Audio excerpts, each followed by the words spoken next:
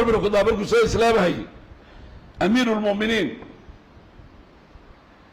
معلم وحوق وعاك وقاري معلم تيوان اللي سكول هاي حربك سميته حيدا غير حربك إلي قلان وقال لقوه الاستاغي معلم معلمه كور هي وكله حمزة سوى إسلام حمزة مركو إسلامي عمر وحوقي لنقيسة qoyskii uu ka dhashay banu cadi magaalada meel ka baxsan bay deganayeen saaka wuxuu yidhi aniga waxaan u kallihi wiilkan maxamed la yidhaaho ee agoonka ee ummadda dhibay ee dadkii qaybiyey ee sharaftanadii ku ciyaaray saaka sheekadiisaaba soo xidhi baa soo diri markaan dilo nimanka banu cabdimanaaf la yahay isaga uu ka dhashay yaan isu geyni ama hay dileen ama mag hayga qaateen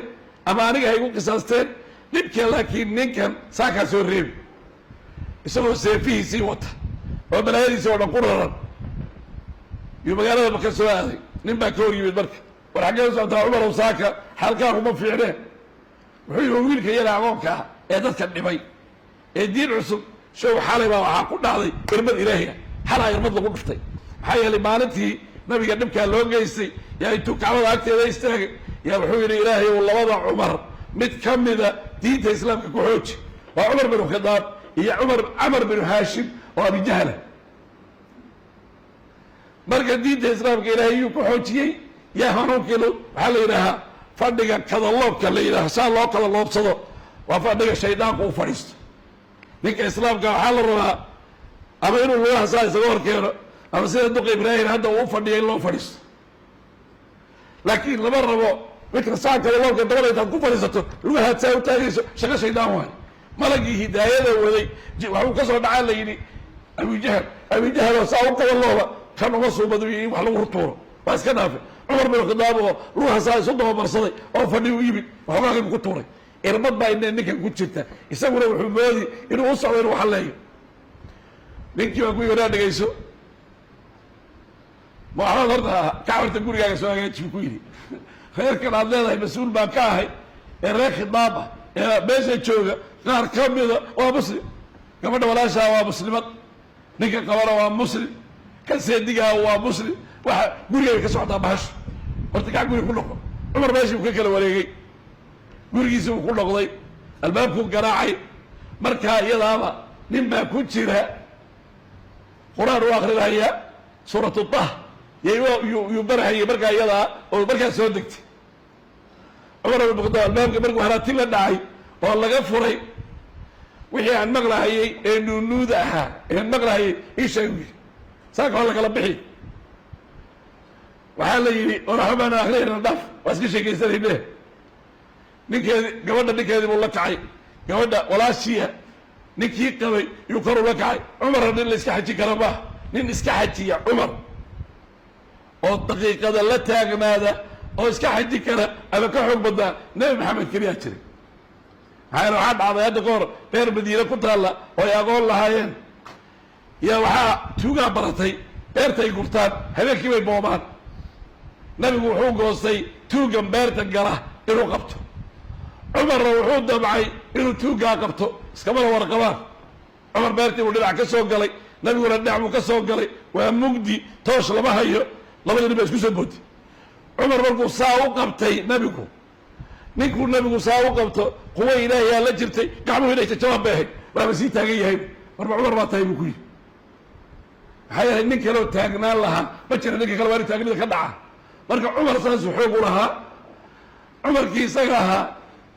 ninkiibuu la kacay sidii ulaahaan buu la dhacay dhulka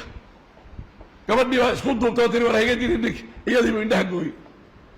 carabtu waxay ahayd sida soomaaliday ku yara dhaweyd gabadh dhiiggeeda markay arkaan si kaley noqon jireen welibana gabadh la dhalatay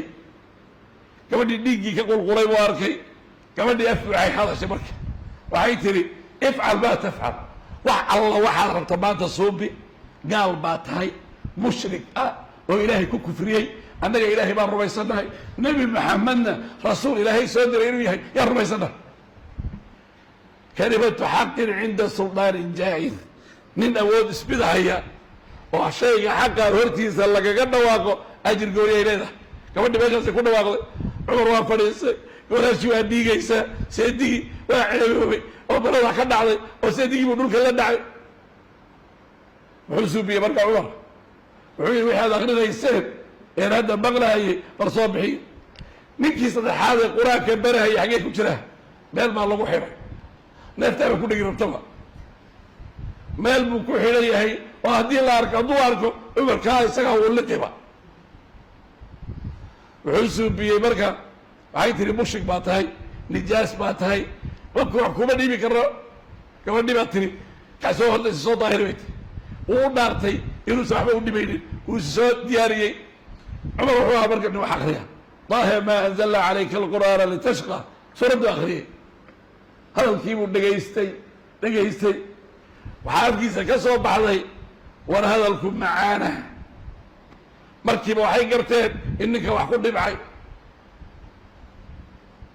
markaasuu yidhi war hadalkaad akrinayseen macaana bi maxamed xaggee joogaa? kii neefta ku dhegto meesha ku jiray yaa soo booday, nabigu meel hebluu jooga. waxaan rajaynayaa ducadii nebi maxamed xalay ilaahay uu ka baryey inuu adiga ilaahay ku aqbalay. muxuu yidhi wahay ilaahay ou labada cumar mid ka mida diinta islaamka ku soo xooji oo adiga iyo abijahal. kaalay tusbi kaalay igi ninka aabba dhalay ee cumar bin khadaab oo sharkiisa la og yahay, dad alla qoysku ka dhashay, nin alla ninkii yidhi nabi maxamed baa rumeeyey ciqaab buu adduunka ku baryey, wuu rafaadiyey, wuu dilay. ninkii isaga ahay ninka intuu soo hormara dhihi kara maxamed baan ku geeniyaa wahay ani kuma raacay bu, laakiin meeshuu joogaan kuu tilmaami. cumar meeshii uu soo aaday, zayd binu arqam gurigiisa, gurigu nabigu ku jiray buu soo aaday. ilaahay ow diinta islaamka cumar ku xooji soo ma ahayn? labada cumar mid ka mida isla markaasay diinta islaamka xoog bilaabi doonta. cumar markii la arkay isaga oo soo socda, ninkii waardiyaha wuxuu yidhi waxaa soo socda cumar bin khadaab oo seefihiisii wata iyo qalabkiisii. nabigu wuuna farxay, sharkiisana wuu ka cabsanay. nabigu wuu dhaqaaqay, uu soo dhaqaaqay, dib buu u noqday. xamse bin cabdilmutalib oo nabiga ag fadhiyey yaa wuxuu ku yidhi rasuulka ilahi waxbaa burki,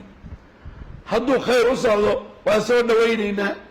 hadduu shar u socdona seefta uu wato yaan ku dilaynaaba. qatalnaahu bisayfi bayt, seefta isagu uu wataa baan ku dilaynaa, waxbaa haysta uswaasi buy. xamse oo aad nin u xoog badana, dhalinyaro ah, xoog badan, yaa ka hor yimid oo markuu irinta ka soo galyiri ba isku baqiiqay oo ilaa kulete. markaasuu ku yidhi nabigu war bal sii daa ninka. uu sii daayoo nabigu gacmaha intuu iskor saaray yuu yidhi maantana maa inaad xidhaan u timid? maya, meeshii buu marka tawxiidka kaga dhawaaqay, waxdaaniyada ilaahay buu ku dhawaaqay. saacaddii iyada ahayd ee cumar uu ku dhawaaqay waxdaaniyada ilaahay wayba isbedeshay diinti. horta adin la adimo oo bannaan loo soo dhigo maalintaasaa u horreysay. bahal lagu adimi jiray oo aan la qarin jiray oo iyaguna ismaqashin jireen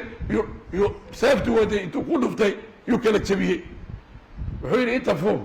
inta istaag waryaa bilaal adin. soo waxaad wadda xaq maaha, soo ilaahay kuma soo dhiibin. ma kuwa kacabsida yaa wax meesha ugu qarinayna adin. wuu adimay. wuxuu yihi rasuulka ilaahay ow